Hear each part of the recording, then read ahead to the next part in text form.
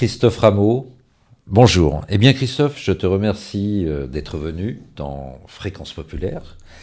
Finalement, on peut dire que tu viens pour un livre dont la parution est il y a à peine 2 ans en fait, 2022, édition de Book, pour une économie républicaine, qui reprend des thèses qui avaient été développées il y a peut-être 10-15 ans sur un livre qui s'appelait L'État social. Euh, nous sommes en bonne compagnie avec toi, c'est évident. Alors ma question est simple, l'État social, qu'est-ce que c'est? L'État social, qu'on peut appeler aussi l'État-providence. Ce que je soutiens, c'est que c'est notre principale révolution, en fait. C'est la révolution dont on a hérité de tout le XXe siècle. C'est bon, on peut dire les choses autrement. Ce qui a marqué le XXe siècle, les historiens sont d'accord pour dire que c'est un siècle court, qui a commencé en 1917 et qui s'est terminé en 1989. Ce qui a marqué le XXe siècle, et même un peu avant, c'est l'opposition entre ceux qui croyaient au socialisme, au communisme, et ceux qui n'y croyaient pas. Et ça s'est terminé d'une certaine façon. Ça ne veut pas dire que la référence au socialisme, au communisme, n'est pas toujours parfois mobilisée, mais on ne sait plus très bien ce que c'est. Cette histoire-là, d'une certaine façon, s'est terminée avec la chute du mur de Berlin. Et ce que je soutiens, c'est que derrière cette opposition, il y a une autre révolution, si je puis dire, qui est beaucoup plus profonde, qui est celle de l'État social. Et donc l'État social, ça aboutit au fait que partout dans le monde, y compris dans les pays qu'on qualifie de libéraux, qui le sont, mais tout est affaire d'inflexion, en fait, on vit dans des économies mixtes, dans lesquelles il y a du privé, qui peut prendre plein de formes, d'ailleurs plus ou moins concurrentielles. L'économie sociale et solidaire aussi, c'est privé. On est libre d'adhérer à une association. Bon, enfin, c'est principalement le capital, quand même. Donc il y a du privé, mais dans tous les pays du monde, il y a du public. Et ce que je soutiens, c'est qu'on sous-estime considérablement la portée de cette révolution. Un chiffre. On mesure mal l'État social, on y reviendra peut-être. Mais un chiffre, en France, c'est pas nouveau, ça date du milieu des années 80. 84 exactement. Quand on additionne tout ce qu'on appelle les prestations sociales en espèces, c'est les prestations sociales, des sommes que vous recevez, avec ces sommes, vous faites ce que vous voulez. Donc les retraites, principalement 350 milliards, mais aussi les allocations chômage, les allocations familiales, les minima sociaux. La somme de tout ça, de toutes ces prestations sociales en espèces, ça fait 510 milliards. Si vous additionnez à ça ce qu'on appelle les transferts sociaux en nature, donc là par contre c'est dédié à un usage précis. Donc c'est la part remboursée des médicaments, la part remboursée des consultations de médecine libérale. Donc ça c'est des transferts en nature marchands, puisque ça va au privé. Mais il y a aussi les transferts sociaux en nature non marchands. Donc c'est l'hôpital public et l'éducation. L'éducation de la maternelle à l'université. Tous ces transferts sociaux en nature, ça représente 420 milliards. Donc quand vous additionnez les prestations sociales en espèces et les transferts en nature, vous arrivez à de l'ordre de 950 milliards. C'est supérieur à la somme des salaires nets que touchent tous les salariés à la fin de chaque mois. On vit dans des sociétés salariales. Près de 90% des gens qui travaillent en France, comme aux États-Unis, sont salariés. L'essentiel des revenus du travail, c'est du salaire, c'est le salaire net. Eh bien, la totalité des salaires nets versés à tous les salariés en France à la fin de chaque mois est inférieure aux prestations et transferts sociaux. La moitié du revenu des ménages est socialisé. Et voilà. Et donc, ce que je soutiens, c'est que l'État social, il n'a pas simplement une dimension non libérale. Il a, si on veut reprendre le fil de ce que je disais tout à l'heure sur socialisme, communisme, mais en fait, il a une dimension anticapitaliste. Il y a des sphères entières d'activité qui, avec l'État social, échappent au capital. Voilà. Et donc, c'est une véritable révolution. Donc c'est une révolution tranquille, silencieuse, d'une certaine façon, même si Valéry Giscard d'Estaing avait fixé un taux de prélèvement obligatoire qui fait qu'on entrait dans le socialisme. Et d'ailleurs, je crois qu'on est entré d'après ses propres critères dans le socialisme, par ce critère on pourrait l'appeler le socialisme par la redistribution, d'une certaine façon. Mais alors, ce que tu dis est très juste, on ne le souligne pas assez, mais alors comment comprendre cette affaire qui revient sans cesse? Il y a la révolution néolibérale, etc., etc. C'est-à-dire, il y a tout un discours de la gauche qui s'est construit sur le néolibéralisme, avec l'idée qu'au fond, la redistribution ne se fait pas, se fait moins. Alors, comment articuler, comment comprendre, en fait, ce discours lancinant sur le néolibéralisme? Comment dire, l'État social au sens large, souvent on a tendance à le réduire qu'à la protection sociale.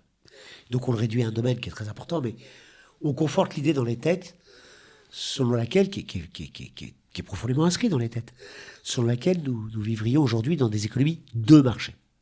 Moi, ce que je soutiens, c'est que d'ores et déjà aujourd'hui, nous vivons dans des économies avec du marché, avec du capital, ce qui n'est pas exactement les choses. Généralement, le capital, il n'aime pas trop la concurrence, il préfère le monopole, mais peu importe. Mais nous vivons aussi dans des économies avec de l'intervention publique. Voilà, nous vivons dans des économies mixtes. Ça peut paraître fade de dire mixte, mais en fait, ça donne à voir quelque chose de radical. Mais pour saisir l'ampleur de l'État social, il faut retenir une définition large, si je puis dire. C'est pas simplement la protection sociale. Je parle toujours des 4 piliers de l'État social.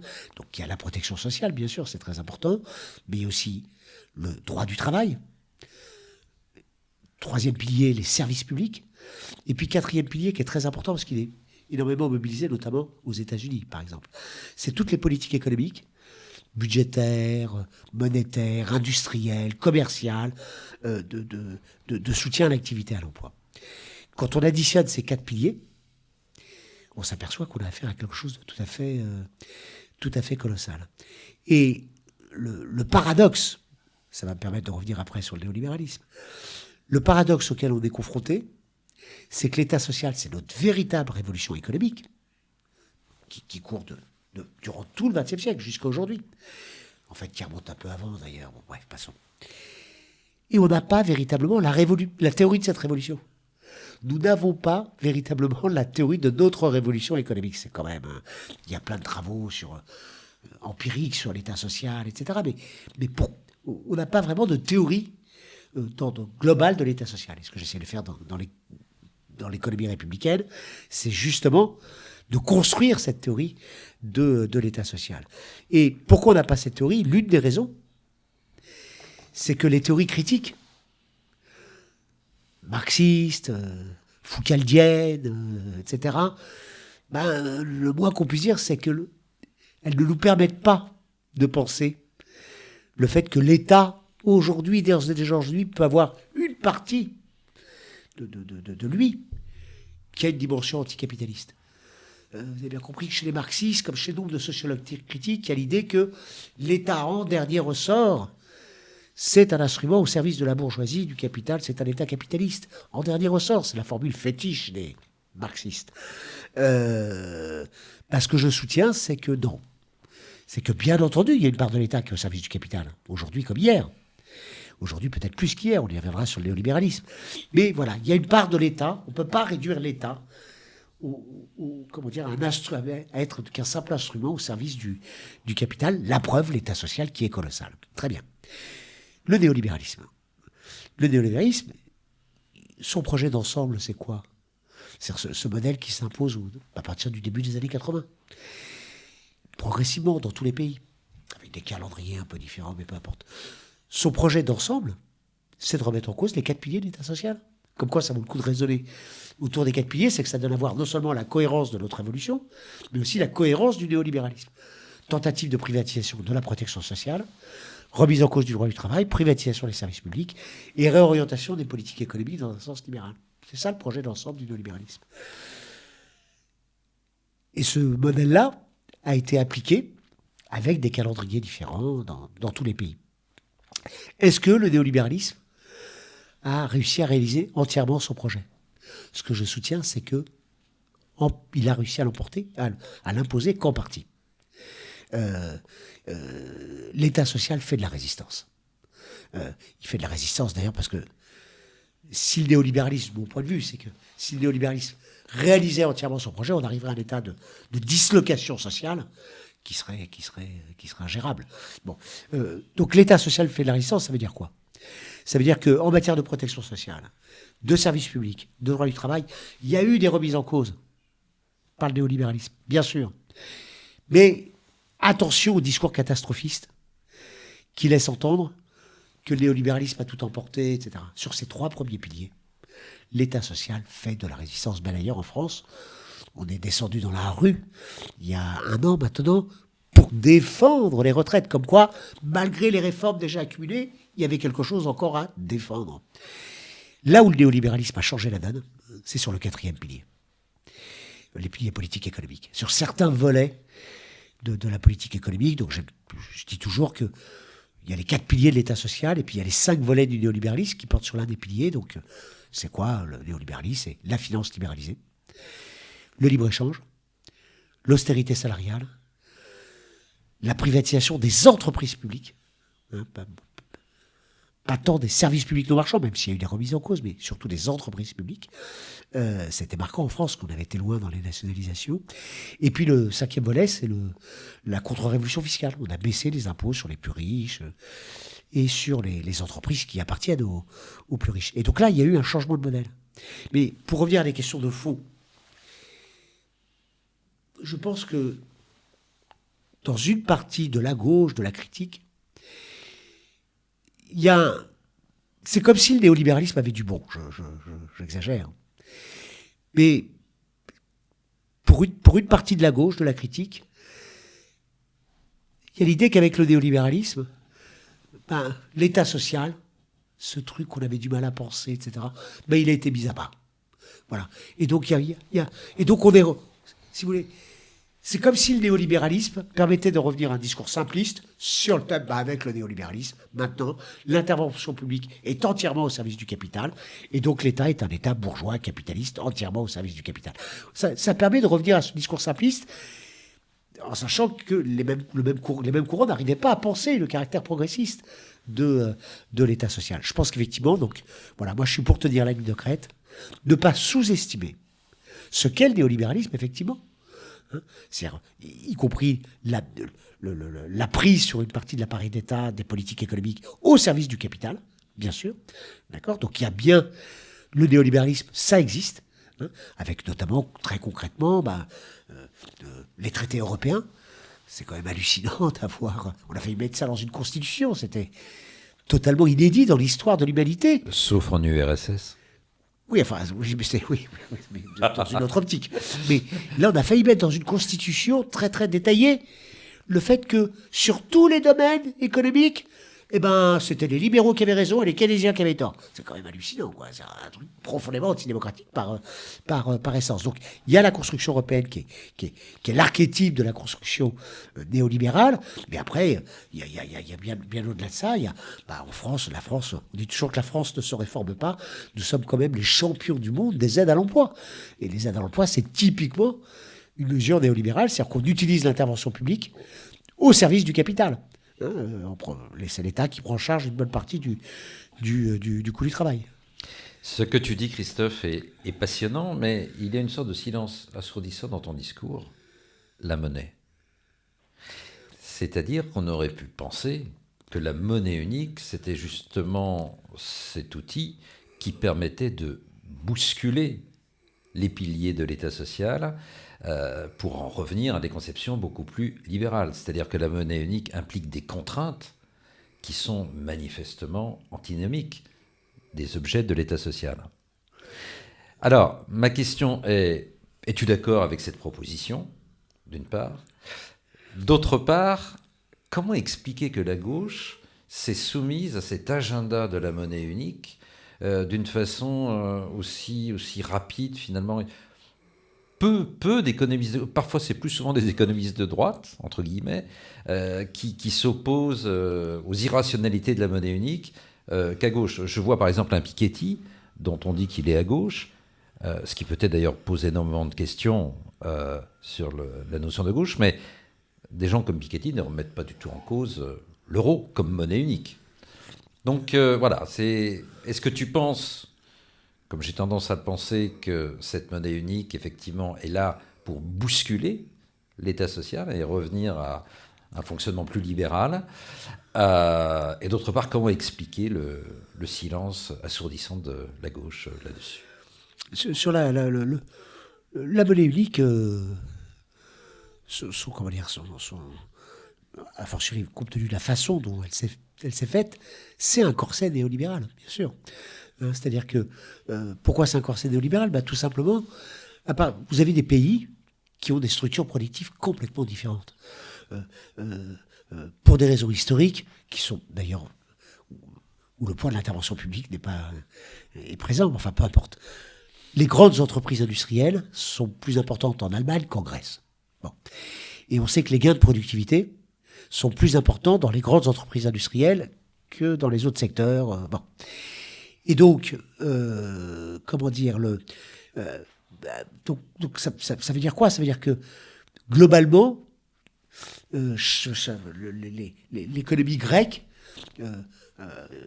comment dire, a une moindre productivité. Ça ne veut pas dire que les Grecs travaillent moins que les Allemands. Hein. Le temps de travail des travailleurs grecs, en moyenne, il est beaucoup plus élevé sur l'année que celui des Allemands. Donc les Grecs, ils bossent. Mais parce qu'ils bossent dans des secteurs... Bon, bref, ok. Et donc... Des secteurs de services ou des secteurs des services, la question de la productivité voilà. problématique. Tout à fait. Et donc, à partir du moment où vous avez quand vous n'avez pas de monnaie unique, qu'est-ce que font les pays? Qu'est-ce que font les pays partout dans le monde, hein, puisqu'il n'y a qu'en Europe qu'on a dans la zone euro qu'on a une monnaie unique. Tous les autres pays au monde, qu'est-ce qui se passe? Il y a un réajustement monétaire. Hein, c'est-à-dire que c'est notamment par le changement de parité monétaire, les pays les plus productifs, à un moment donné, voient leur monnaie se réévaluer, et les pays les moins productifs voient leur monnaie se dévaluer, et donc ça permet de compenser ce différentiel de productivité. Voilà comment ça fonctionne. Bon. À partir du moment où on met une monnaie unique, avec des pays structurellement très différents, bien entendu, ça, c'est pas possible. Et donc, et c'est pour ça que les libéraux, se sont battus pour la monnaie unique. Il y a des ultralibéraux qui étaient contre sur le thème, avec une monnaie unique, il va y avoir une banque centrale européenne, ça va être une bureaucratie supplémentaire, etc. Bon, très bien.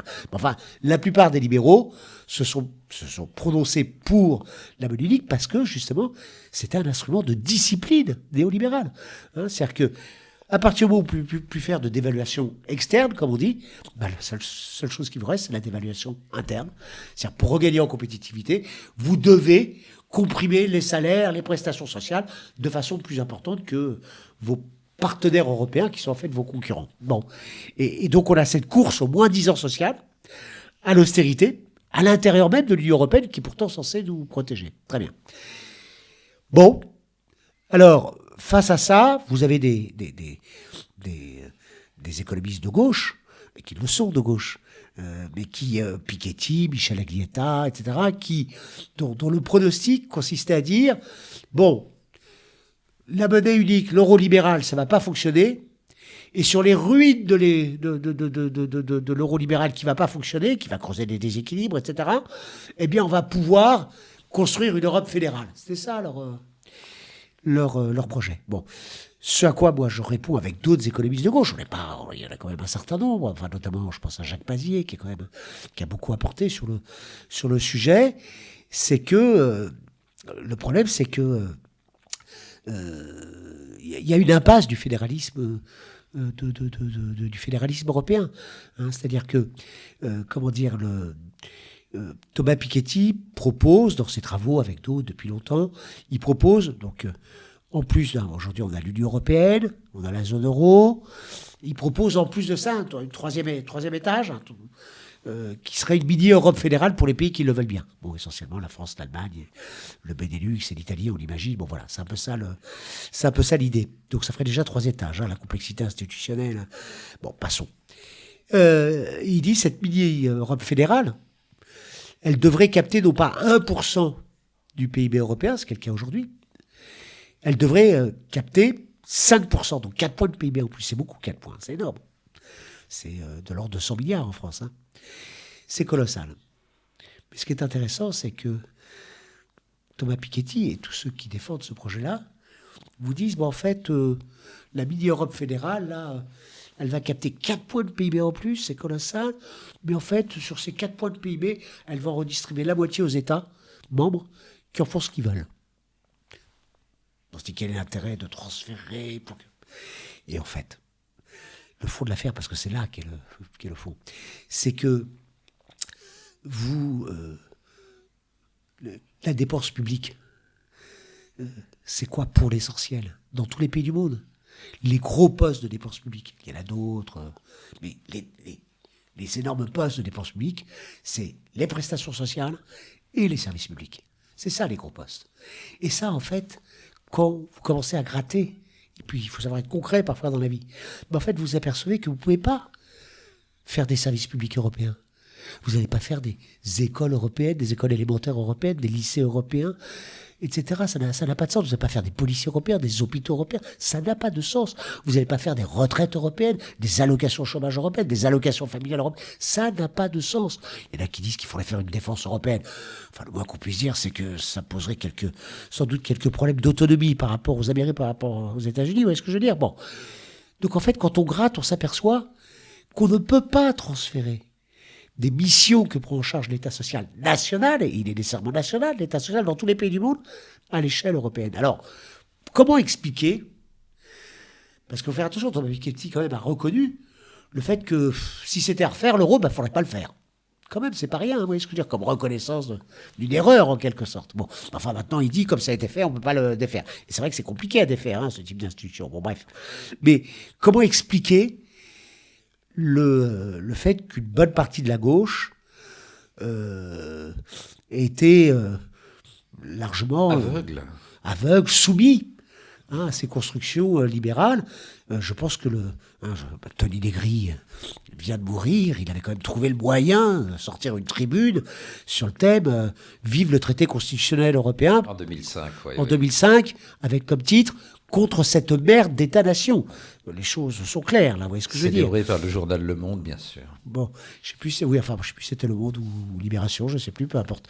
Peut-être, oui. Bref, mais bon, il y a une partie de la gauche qui a un problème avec la nation. Et quand je dis avec la nation, en fait, c'est tout se tient. Hein. J'évoquais tout à l'heure l'État, la nation, la République, tout ça. Pour une partie de la gauche, il y a du bruitage, ça colle pas. Et donc, concrètement, il y a une partie de la gauche qui déteste la nation. En fait, il y a une partie de la gauche qui a la même... On est souvent dans la vie prisonnier du schéma intellectuel de ceux qu'on combat. Hein. Et donc, il y a une partie de la gauche qui a exactement la même conception que les pires conceptions racistes, etc., de la nation. Et donc, comme elle n'aime pas le racisme, ce qu'on peut porter à son crédit, mais elle n'aime pas la nation. Elle considère que la nation, c'est nécessairement le racisme, le nationalisme, etc. Elle ne comprend pas que pour lutter contre les conceptions racistes de la nation, ce qui est très important, parce que la nation, c'est important, parce que c'est dans le cadre de la nation que vit la démocratie.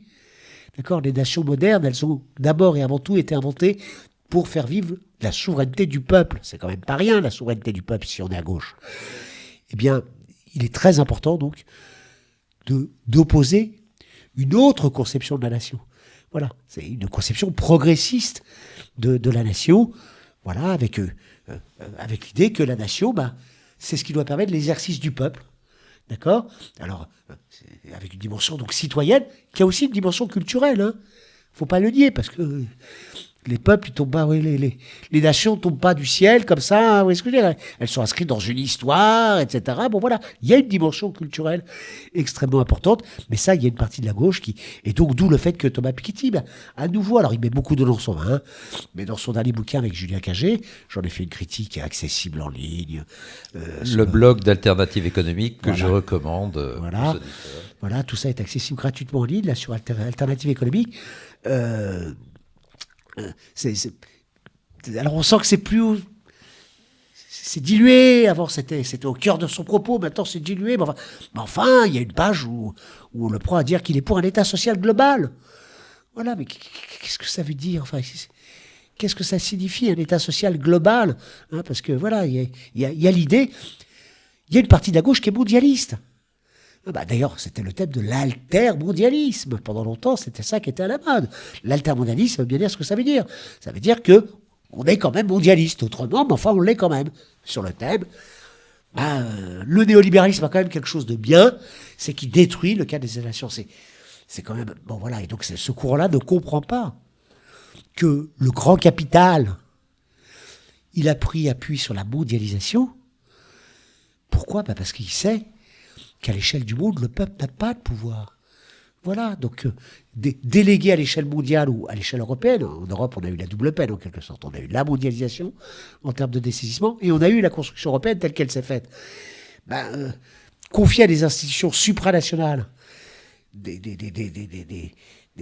grandes décisions, ça aboutit au fait que le peuple est dessaisi. Et on en a les conséquences politiques aujourd'hui.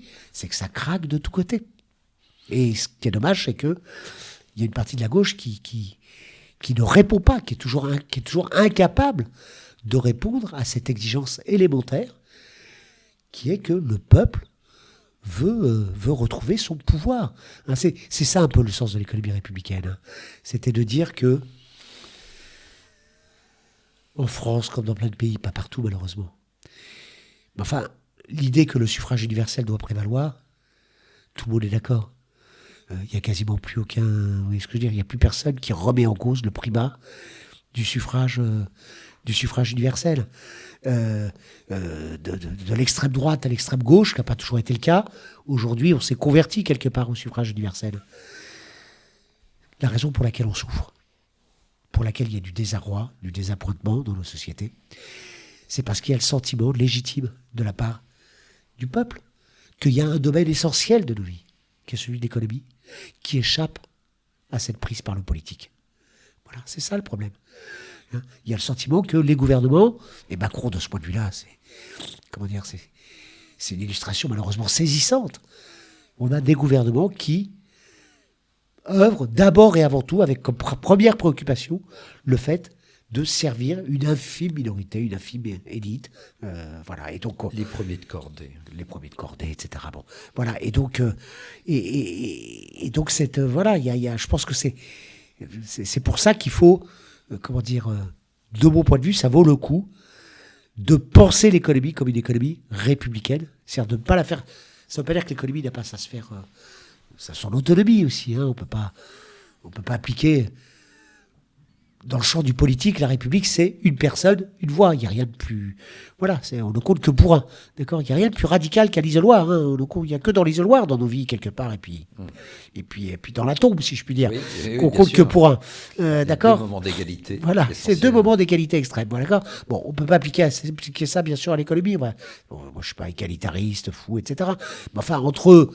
Ne pas appliquer le principe une personne, une voix, on ne compte que pour un dans la sphère de l'économie, et puis ces inégalités abyssales, absolument insupportables, et contre-productives du point de vue de l'intérêt général. Indécente. Tout à fait. Je pense au portrait de George Orwell qui est là, pour qui une base du socialisme, c'était la décence, et la fameuse common decency. Mais... George Orwell avait quand même un tout petit souci. Il avait du mal aussi à penser l'État. C'est vrai. Mais à côté d'un général dans son époque jacobine, nous avons Jean Jaurès derrière toi, pour qui le socialisme, c'était l'extension en fait de la démocratie à l'économie. Donc on en est là, on est dans une situation ambiguë, contradictoire, ambivalente, où d'une part, effectivement, l'élite fait ce qu'elle peut pour détricoter l'État social. En ce sens, on parle de néolibéralisme, on pourrait parler aussi bien de retour aux fondamentaux du libéralisme d'ailleurs, mais bon, ça, c'est un autre débat. Mais j'aimerais qu'on parle de la gauche maintenant encore un peu plus. C'est-à-dire que, tu dis oui, Piketty peut-être réellement à gauche. Alors, qu'est-ce que ça devient la gauche? Et c'est là où on mesure l'abîme, je dirais, de la gauche de mon grand-père, celle qui manifestait le 12 février 1934 contre les fascistes. Mon grand-père n'a pas de problème avec le peuple, il en était issu. Mais on a l'impression que la gauche traditionnelle a un problème avec le peuple. Qu'est-ce que c'est? Alors, est-ce que ça veut dire, au fond, que Michel aurait raison? C'est-à-dire qu'à l'heure qu'il est, les masques tombent, et la gauche du capital se révèle à elle-même ce qu'elle est, c'est-à-dire avec cette extravagance d'État social global, sans oublier Tony Negri dans un autre genre. Et que finalement, le socialisme peut réémerger aussi, hein. C'est-à-dire que la gauche nous a trompés. Elle a voulu dissoudre la nation, elle a voulu la construction européenne. Ce qui l'intéresse, c'est le progressisme sociétal, mais le peuple lui-même est oublié. Est-ce que finalement, on ne pourrait pas dire, malgré tout, que c'est une crise terminale pour l'idée de gauche? Terminal, je pense pas. Je pense que la politique, la démocratie, il y a besoin de débat, il y a besoin de pluralisme. Et faut structurer ce champ. Voilà, il n'y a pas de politique sans pluralisme, sans confrontation des idées, choix offerts aux électeurs, etc. Et comment dire, ne jamais oublier non plus que la gauche, elle n'est pas à n'importe quel moment. L'acte inaugural de la gauche, bah, c'est l'abolition c'est la fameuse nuit où on abolit les privilèges et où on dit, bah, écoutez, ceux qui sont pour l'abolition des privilèges, vous vous mettez à la gauche de l'Assemblée, ta. Et donc, en fait, dans cette nuit-là, il y a tout. Il y a la dimension sociale, l'abolition des privilèges, qui fait l'identité de la gauche. Il y a la dimension républicaine, puisque ceux qui sont pour l'abolition des privilèges, si on leur demande de se mettre à gauche de l'Assemblée, c'est là où était le tiers-État, d'accord, donc qui porte l'exigence du suffrage universel. Puis il y a la dimension laïcité d'ailleurs, parce que s'ils sont à gauche et pas à droite de l'Assemblée, c'est parce que les fidèles de Dieu sont à sa droite, vous voyez ce que je veux dire. Bon, et donc il y a tout qui est présent dans cette nuit-là, si je puis dire. Et ça, je pense que ça demeure. Ça demeure, il faut le faire vivre, par contre. Hein. Comment dire, alors après, le problème, je pense, auquel on est confronté, c'est que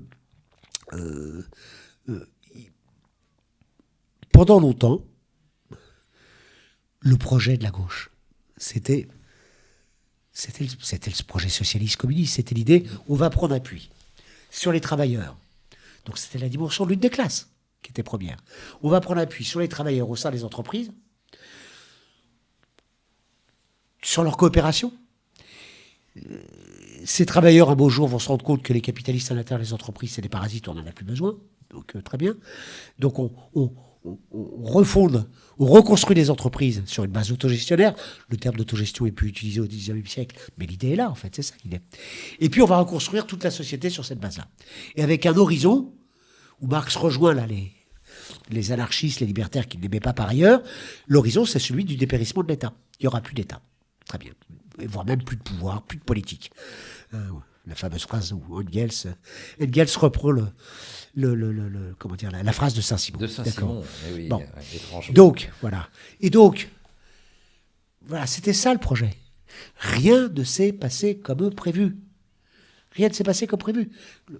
Dans les pays, il y en a eu pas mal au XXe siècle, où on a rompu avec le capitalisme, et on a réellement rompu avec le capitalisme, bah, finalement, ça n'a pas conduit au bonheur des peuples, vous voyez ce que je veux dire, hein, c'est les peuples eux-mêmes qui, à un moment donné, ont dit on n'en veut plus de ce système, d'accord. Bon, c'est par le soulèvement populaire que les bureaucraties staliniennes se sont effondrées à la fin des années 1980. Bon.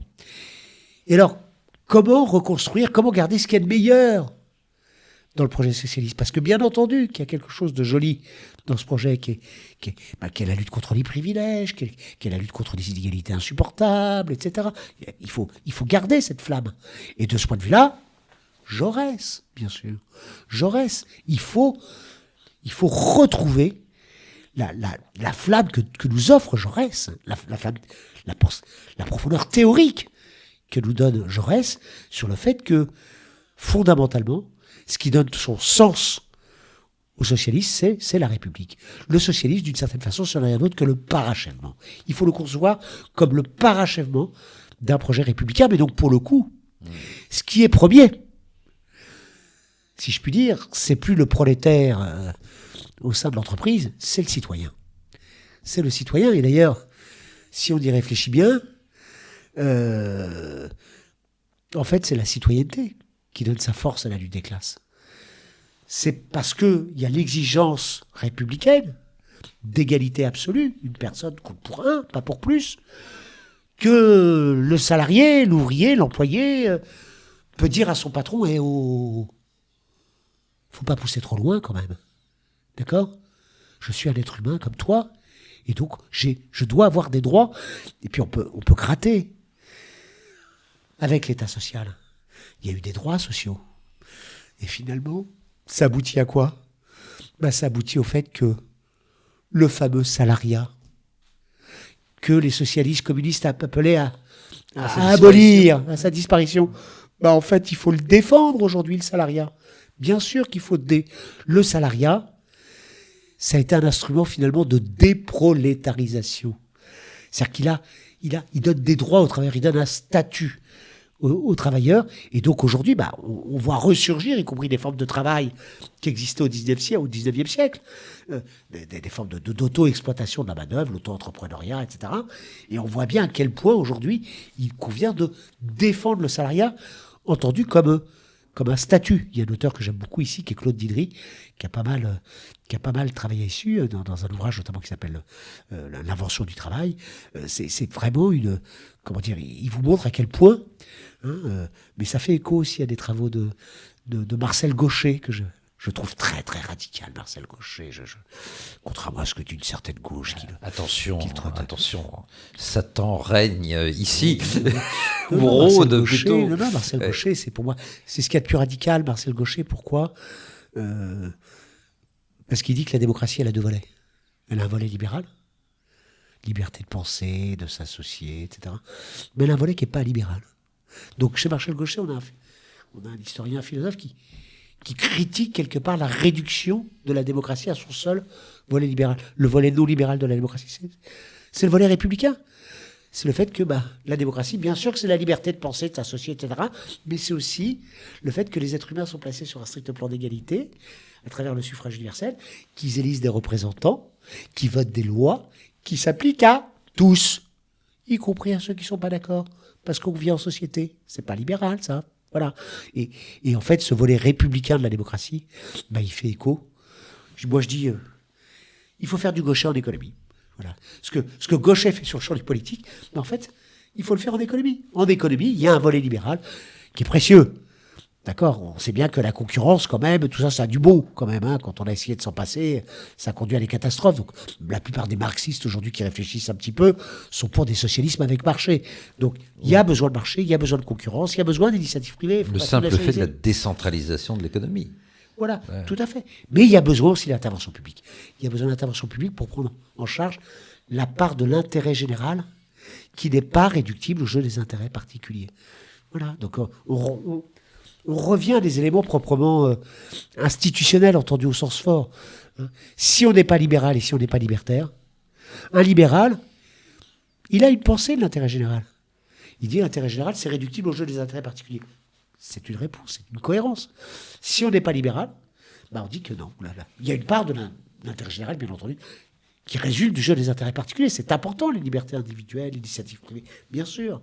Mais il y a une part qui n'est pas réductible. Voilà, la société a une consistance par-delà le jeu de ces individus, et c'est le rôle de l'intervention publique. Bon, alors après, faut-il encore que l'État soit bien géré, etc. Ça ne va pas de soi, il faut toujours savoir balayer devant sa porte. Bon, mais ça, c'est un autre sujet à la rigueur.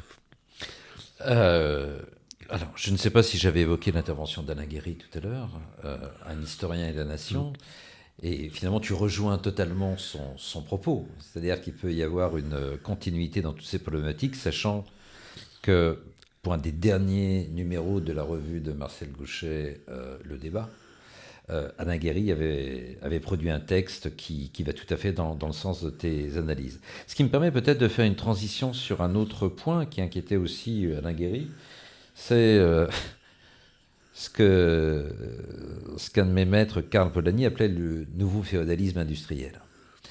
Et nous discutions tout à l'heure, tu expliquais que ça devient compliqué dans le monde tel qu'il est, parce que finalement, ce féodalisme-là, alors industriel en tout cas, peut-être financier, on pourrait l'appeler ainsi.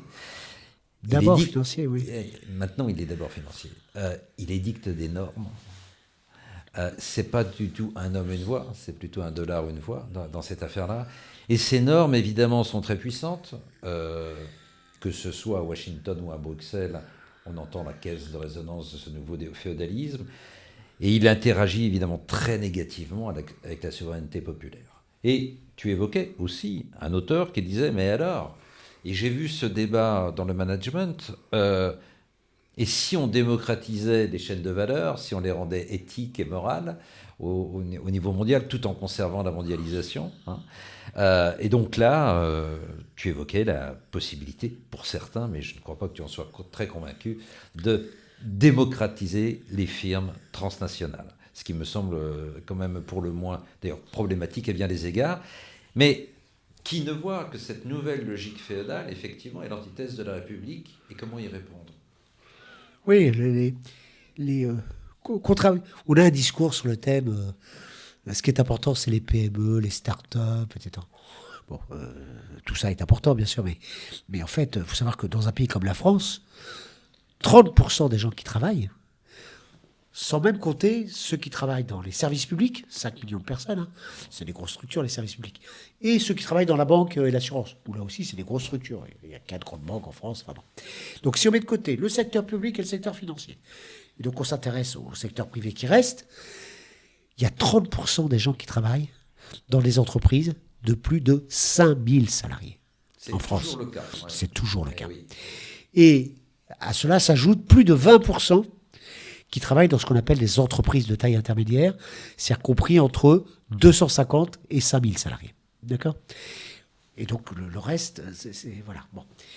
Et le reste, c'est des PME dans lesquelles on a de nombreuses PME qui sont en situation de sous-traitance avec notamment des grands groupes. Donc le poids des grands groupes en France comme ailleurs, il est toujours considérable. Et c'est vrai qu'à la faveur du libre-échange, de la finance libéralisée, eh bien, ces grands groupes ont largement repris leur autonomie, si je puis dire. Et s'opposent aux politiques des États sociaux, avec toutes les conséquences pratiques. Hein. Évasion fiscale, bon, très bien. Que faire ? Moi, je pense qu'il faut que le public reprenne la main, que les États reprennent la main. Il n'y a pas le choix. Donc, ça veut dire quoi, reprendre la main ? Ça veut dire en matière de fiscalité. C'est le b.a.-ba quand même. Et contrairement à ce qu'on dit, l'informatique facilite tout ça. Il y a toujours une trace, si je puis dire. Il faut reprendre la main, lutter de façon très volontariste contre l'évasion fiscale. Alors, il y a des choses qui se font, hein, quand même, hein, comme quoi le néolibéralisme, quand même, il a pris des coups en termes de légitimité. Et la légitimité, c'est pas rien, on vit dans les sociétés humaines. Hein, c'est la crise de 2008. Depuis la crise de 2008, puis il y a eu le Covid, la gestion des médicaments, tout ça. Bon, quand même, l'idée que la finance libéralisée, c'est génial, c'est super, que le libre-échange, c'est... Non, ce que je veux dire, il y a... Bon, et même donc, concrètement... Macron danse avec le mot souveraineté, c'est voilà, dire. Tout Quelle à fait. découverte. Tout à fait, mais c'est pas anodin, c'est intéressant qu'il soit obligé lui-même, Gabriel Attal y compris hier, là, enfin, dans sa déclaration de politique générale, à fredonner l'ère de la souveraineté. Bon, bref. Bon, et alors, comment dire, je pense qu'il est nécessaire, voilà, même l'OCDE, hein, la mise en place d'un impôt minimal sur les sociétés de 15%, etc., pour éviter les stratégies. C'est à la fois, on peut dire que c'est pas assez, avec un risque y compris qu'on ait une course vers le bas. Le taux d'imposition sur le bénéfice des sociétés, il est en moyenne de 50%. Au début des années 80, on est passé à la moitié. C'est la contre-révolution fiscale. Et là, le risque, bien entendu, c'est qu'avec cette nouvelle norme internationale de 15%, mais c'est qu'il y a des pays qui disent on va s'aligner sur la nouvelle norme internationale. Bon, très bien. Enfin, néanmoins, malgré tout, c'est quand même pas rien en termes de possibilités offertes pour lutter contre les stratégies d'évasion fiscale des grands groupes. Donc, je pense qu'il est nécessaire qu'on prenne les... Alors, ça veut dire quoi, reprendre la main ? Ça veut dire politique de lutte contre l'évasion fiscale, d'accord ? Au-delà de...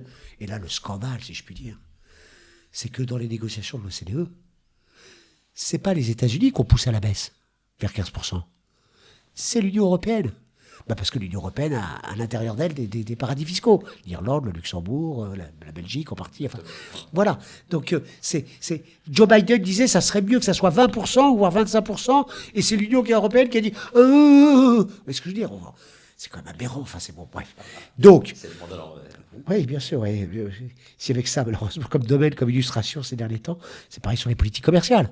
C'est le méchant Trump qui a remis à l'ordre du jour les droits de douane. Alors c'était le méchant Trump, donc on pouvait dire, hein, mais enfin le gentil Joe Biden les a maintenus et a été encore plus loin avec des politiques industrielles. Hein, donc ça c'est voilà bon.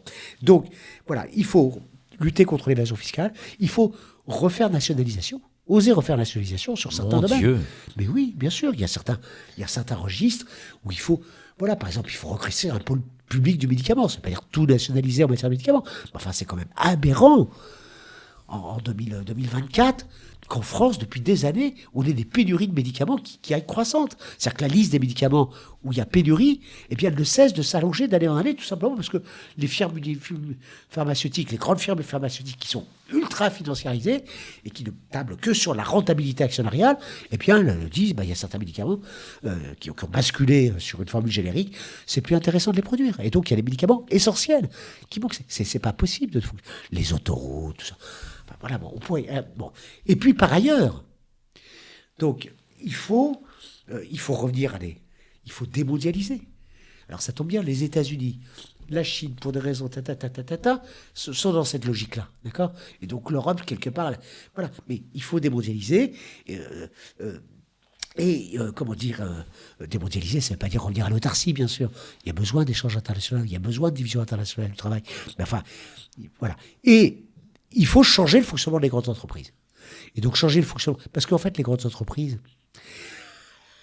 à la fois, elles se sont émancipées, si je puis dire, de leur point de vue des États-nations, à la fois, elles ont un ancrage national toujours très important. Hein. Avec au moment de la crise de 2008, qu'est-ce qui s'est passé ? Les firmes se sont tournées vers leur État-nation à chaque fois. Hein. Ce sont les États-nations qui ont sauvé telle et telle firme parce qu'en fait, elles avaient un ancrage national extrêmement puissant. Ce qu'on a vu au moment de la crise de 2008, on l'a revu au moment de la crise du Covid. Hein, ce sont les États-nations qui sont venus au secours de telle ou telle firme. Donc, elles ont encore un ancrage. Et donc, je pense qu'il est important de changer, y compris le fonctionnement de ces grandes entreprises. Et là, il n'y a pas... comment dire moi, j'aime pas les... Comment dire, je ne suis pas favorable à l'excitation permanente du débat. Hein. Il y a des solutions à portée de main. Rien de solution d'exciter. La solution, c'est le modèle allemand. En Allemagne, les travailleurs ont la moitié des voix dans les entreprises où il y a plus de 2000 salariés. Et c'est colossal. Hein. Voilà. Quand je dis la moitié des voix, ça veut dire qu'ils ont la moitié des voix au conseil de surveillance qui nomme le directoire, etc.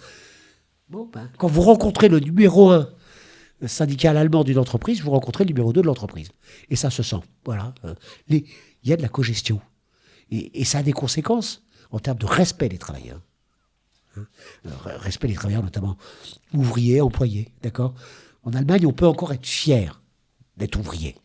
D'accord ? Quand son enfant décroche un poste d'ouvrier, on fait la fête parce qu'on est fier, parce que c'est un métier. Le moins qu'on puisse dire, c'est qu'en France, on a beaucoup reculé sur ce registre. Et puis, les entreprises allemandes ont moins délocalisé, d'une certaine façon, que les entreprises françaises qui se sont adonnées abondamment à cette pratique de délocalisation. Oui. Alors, cela me conduit naturellement à te poser la question, que faire de l'actuel cadre européen ?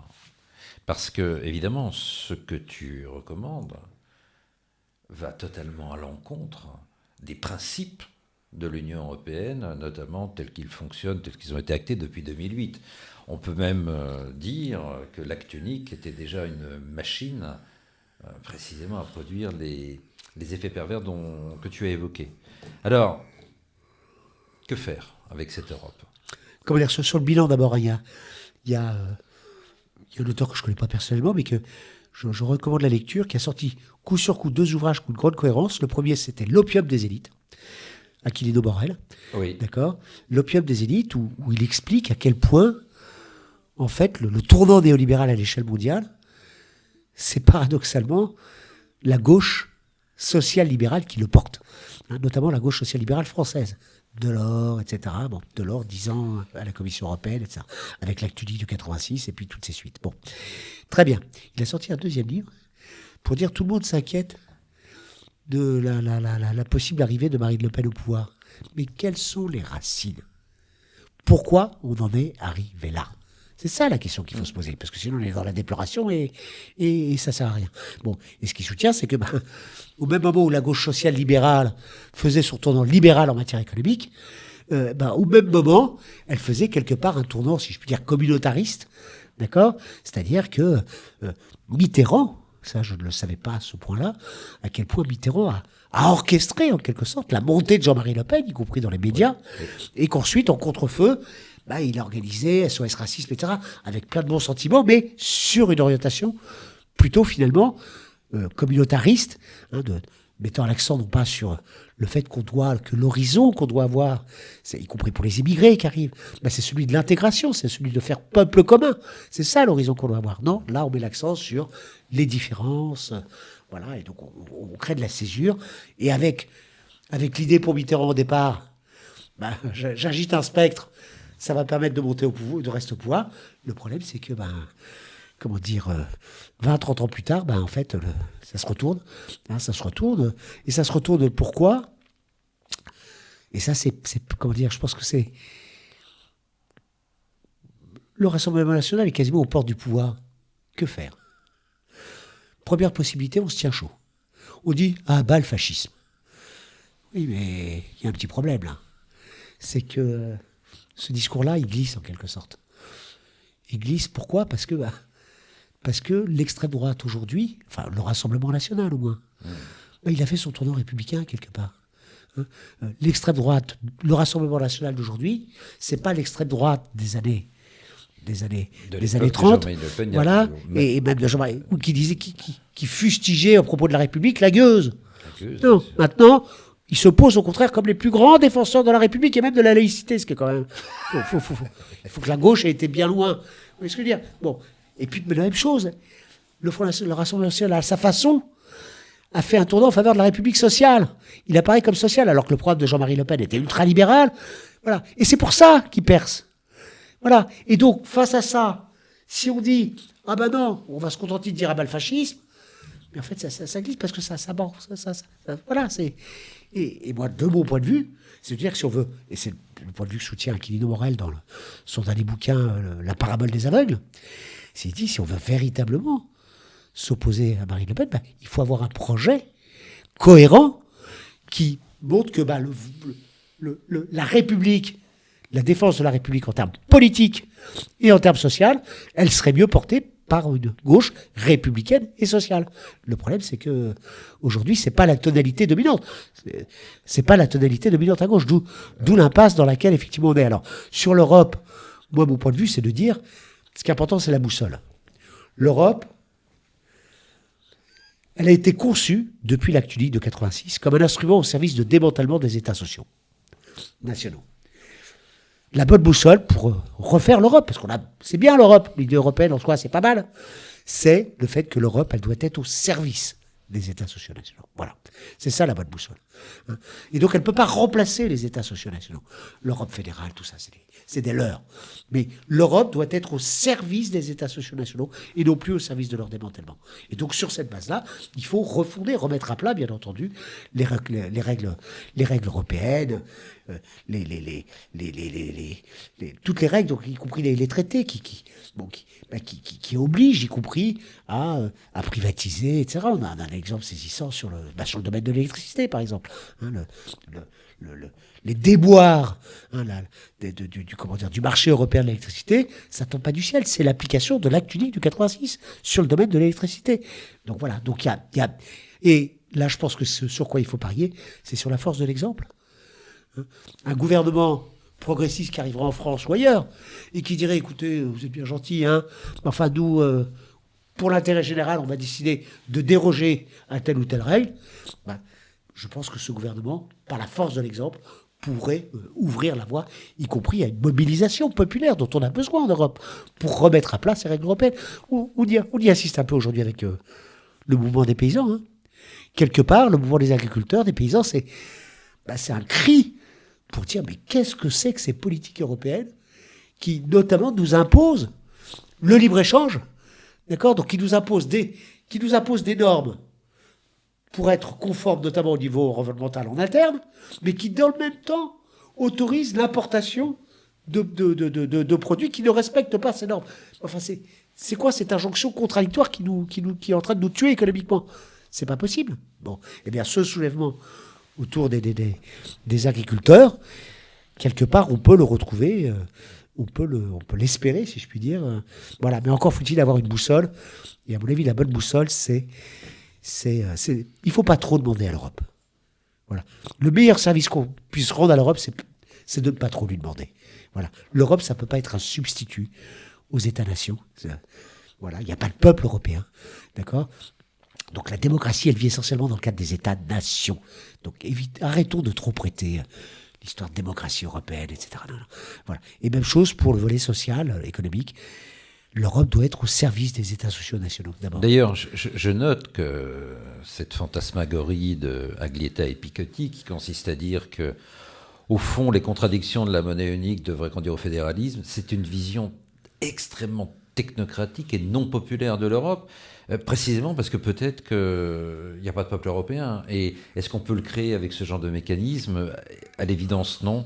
Donc, enfin, voilà, je ne veux pas rebondir sur cette question de l'Europe et de la gauche et du peuple. Je voulais parler maintenant d'autre chose.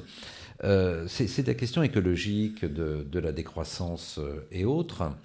Alors, je me souviens d'une dissertation assez drôle d'un monsieur Alain Lipietz qu'on a connu en 1983 dans L'audace et l'enlisement, un peu mieux inspiré, donc c'était il y a 40 ans. Mais maintenant, il recommande d'avoir une éolienne par commune, ce qui en ferait 38 000, et, nous dit-il, la question du nucléaire serait résolue. Alors, c'est quand même assez bizarre qu'un ingénieur de formation...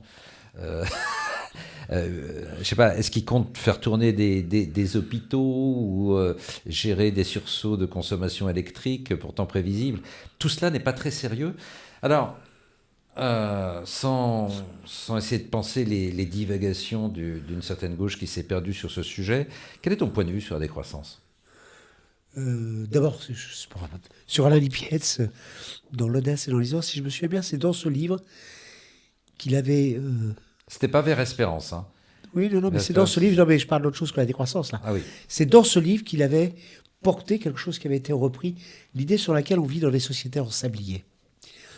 Ça peut paraître radical, tout ça, mais avec l'idée, donc, d'un côté, il y a des classes privilégiées, d'accord? Et puis de l'autre côté, il y a des exclus. Et donc la question sociale, maintenant, c'est celle de l'exclusion. Les sans droit, sans papier, sans logement, etc. Et le petit problème dans cette représentation de la société en sablier, c'est qu'il y a une catégorie qui disparaît. C'est les catégories populaires. Ben oui, il y a l'idée qu'il y a d'un côté des privilégiés, puis de l'autre côté des sans. Et le peuple, les catégories populaires, ouvriers, employés, tout ça, c'est une espèce en voie de disparition. Ça a été très, très massivement répandu. C'est une vision totalement erronée de la société. D'accord? Et l'intérêt.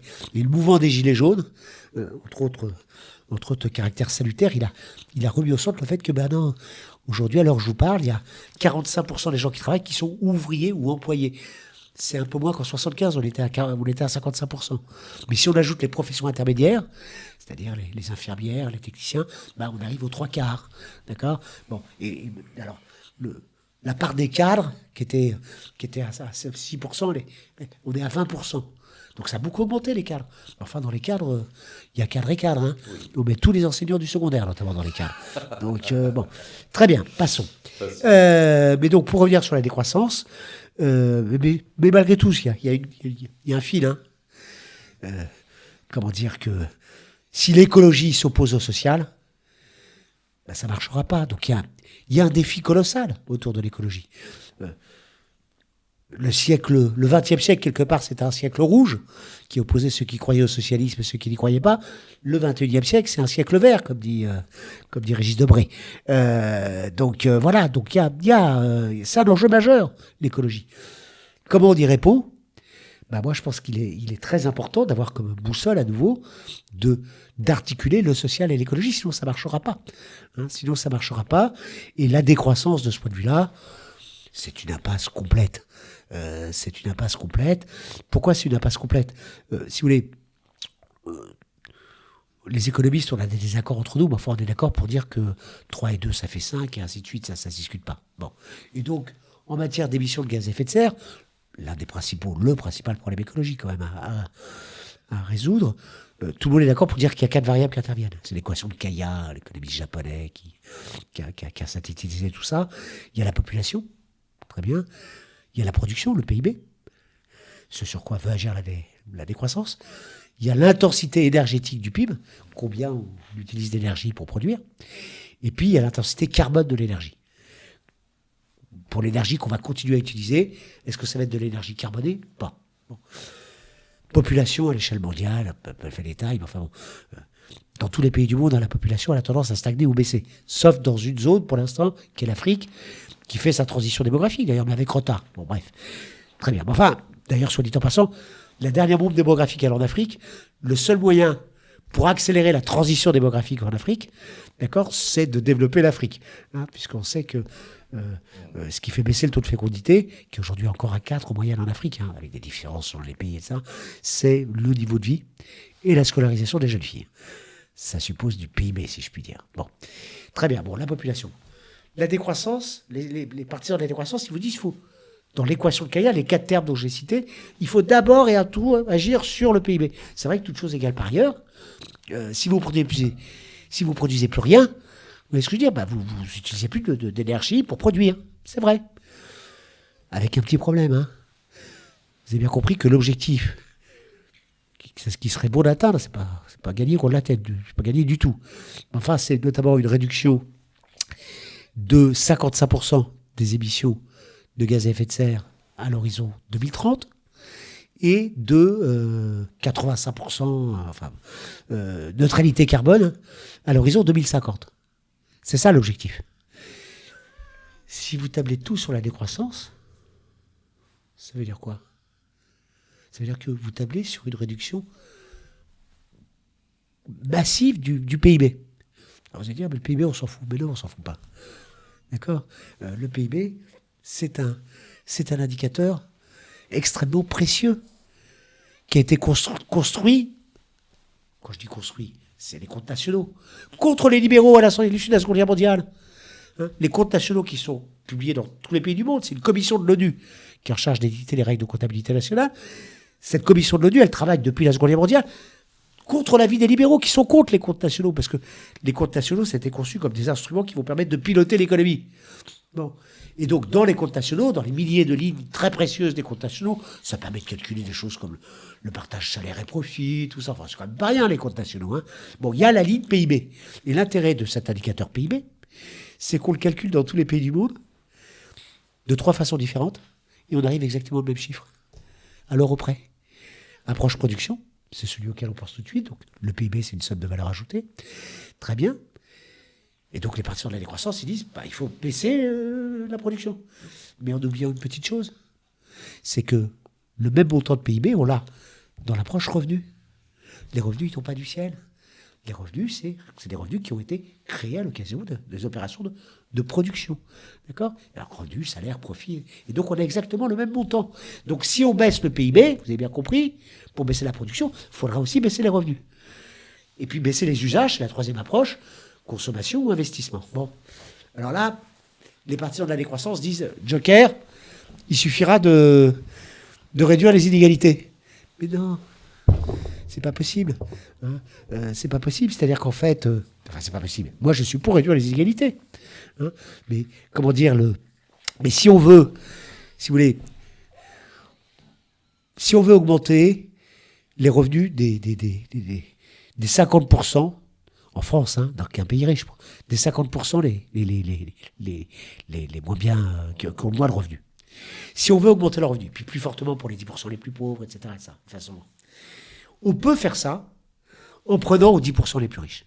Et quand je dis aux 10% les plus riches, en prenant à l'intérieur d'eux, à ceux qui sont très très riches, les 1%, etc. On peut faire ça. Très bien. Donc vous pouvez améliorer la situation des 50%, ouais, en prenant rien qu'aux 10%. Ça, c'est possible.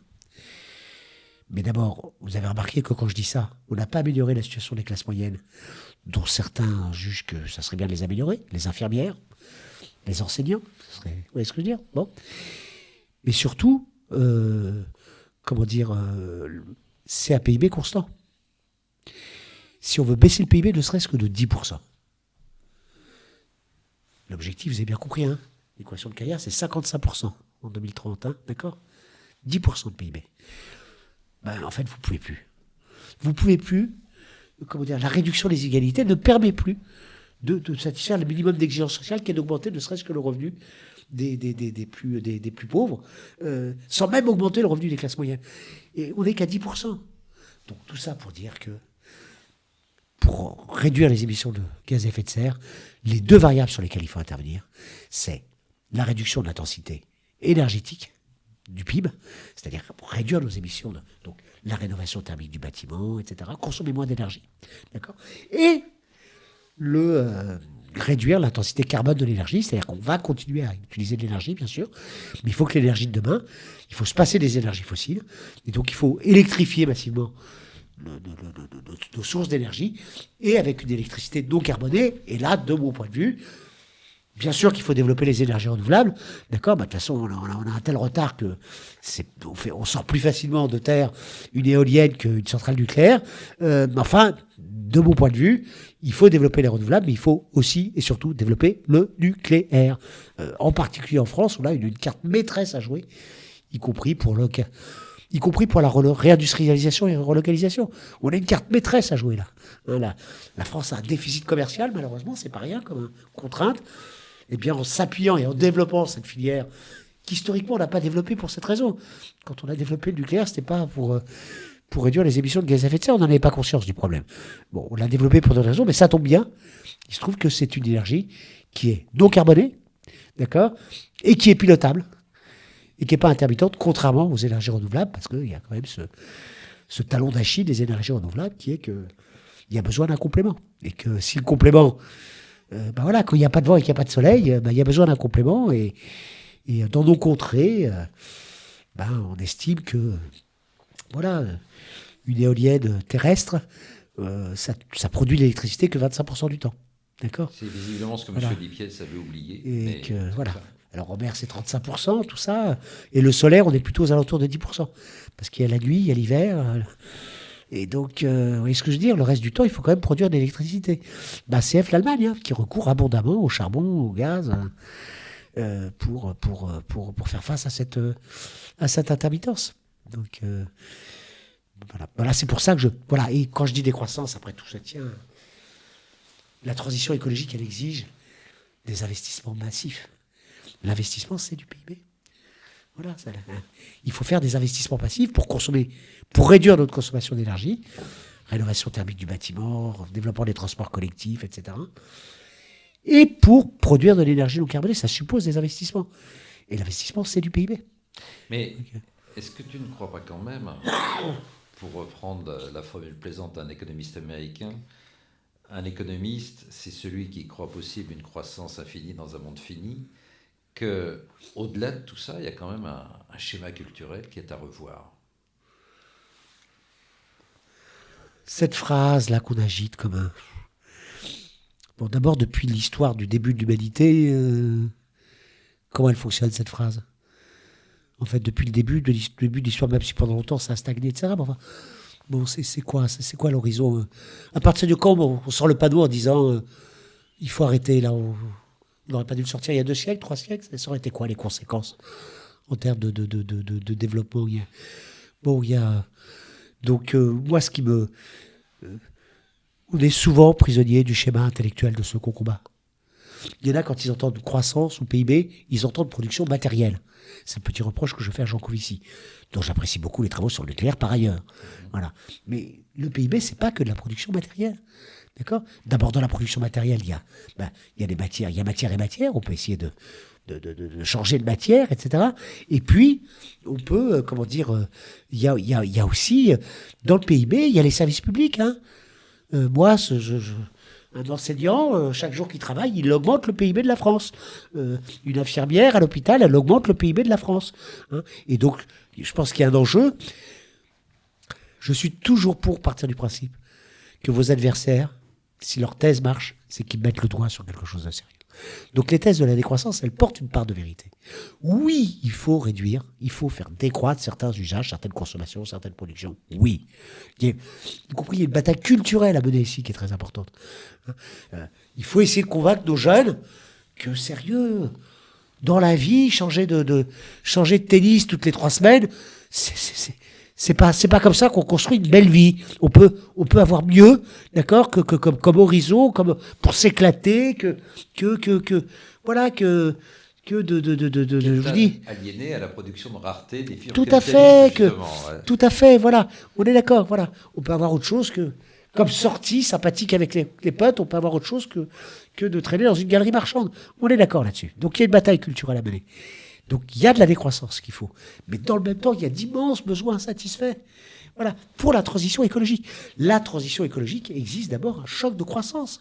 Il faut développer plein d'activités. C'est de l'activité. Et par ailleurs, il y a plein de besoins insatisfaits en matière de santé, d'éducation, de culture. C'est quand même pas rien. Bon, et dans tous les cas, bon, quand même, attention au discours quasiment néocolonial, là. D'accord? Parce que, bon, le petit discours, la petite musique sur la décroissance, à la rigueur, on peut la jouer, comment dire, sur la place des beaux arrondissements parisiens. Oui. D'accord? Mais enfin, déjà, dans pas mal de quartiers en France, ça passe moins bien, parce qu'il y a plein de besoins insatisfaits, vous voyez ce que je veux dire? Hein?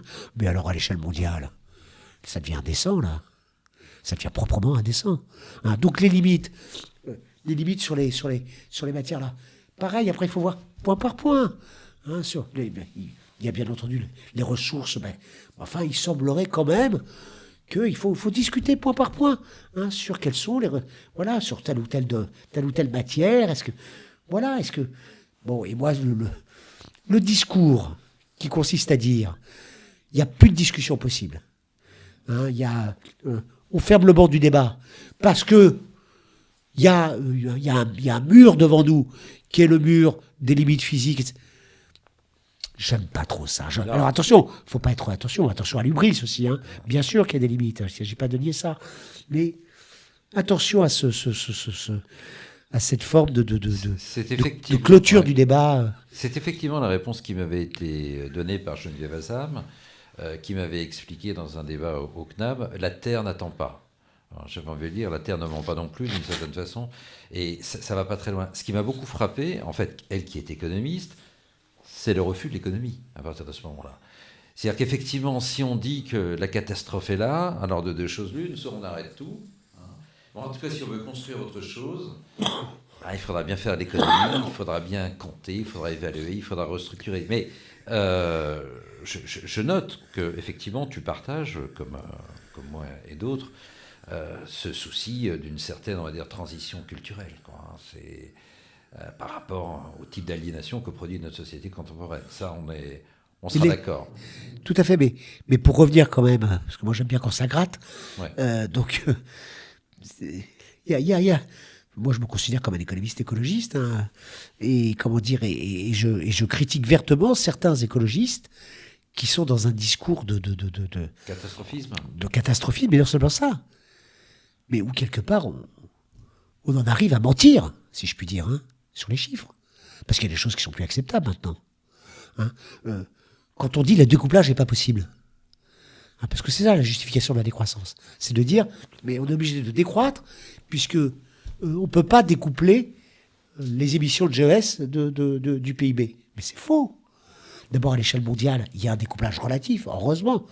D'accord ? C'est-à-dire que le PIB augmente plus vite que les émissions de GES qui continuent à augmenter, donc c'est pas bien, d'accord ? Donc bon, mais il y a quand même une vingtaine de pays, dont la France, où depuis plusieurs années il y a un découplage absolu.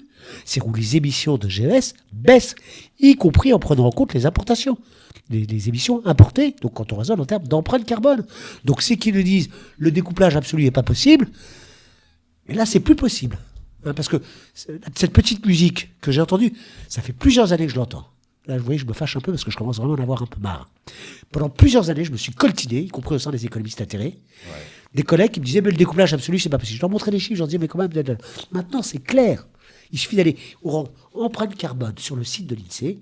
Il y a un chiffre qui arrive tout de suite, qui est l'empreinte carbone, d'accord ? Et on voit que depuis 2005, l'empreinte carbone qui prend en compte donc les émissions importées, d'accord ? C'est très important. Qui sont très importantes, bien sûr.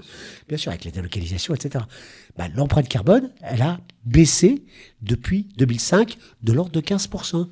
C'est pas assez, d'accord ? Mais c'est quand même pas rien. Vous voyez ce que je veux dire ? Donc, économiquement, c'est considérable. mais bien sûr, c'est quand même pas rien. Et donc, l'enjeu, c'est d'accroître. On est à la veille d'une véritable bifurcation autour de la décarbonation de nos économies. Je pense que l'enjeu, c'est ça. Et voilà. Et donc, je pense que là, le discours sur la décroissance, c'est... Bon, écoutez, de toute évidence, sur pas mal de domaines, malheureusement, il y a une petite gauche dont la principale ambition, ça soit d'entretenir son petit jardin contestataire avec l'idée que plus il est petit le potager et plus il est joli. Donc la logique d'être minoritaire pour être minoritaire, plus je suis minoritaire quelque part, plus ça veut dire que je suis vraiment à l'avant-garde de l'avant-garde de l'avant-garde et que les autres n'ont rien compris. Il y a une forme de prétention dans certaines postures d'avant-garde qui est déplaisante. Je préfère être du côté de Jaurès et d'avoir des projets à vocation majoritaire. En tout cas, Christophe, je te remercie beaucoup. Nous avons terminé sur cette question écologique qui est épineuse, mais c'est très important pour les jeunes, en fait, qui Pas que nous pour les écoutent. jeunes, mais oui, non, mais je sais. Oui, mais ils sont très angoissés. Oui, c'est ils ont vrai raison. qu'on a fabriqué, et c'est pas de la blague, une sorte d'anxiété. Comment on appelle ça ? D'éco-anxiété. Enfin bon, attends, voilà, la terminologie moderne est assez pléthorique. Et j'aimerais quand même qu'on en termine avec ça, quoi. On a assez de névroses à gérer pour ne pas en rajouter. Donc merci beaucoup Christophe de nous donner un souffle et je recommande encore à tous la lecture de L'économie pour une économie républicaine, édition de Book. Si vous avez aimé cette émission, surtout n'oubliez pas de liker, comme on dit maintenant, de partager cette vidéo et aussi bien sûr de donner un petit soutien. Tout ça est dans la description. Je vous remercie beaucoup et encore merci à Christophe Rameau et son économie républicaine. À bientôt. À bientôt. Au revoir. Merci.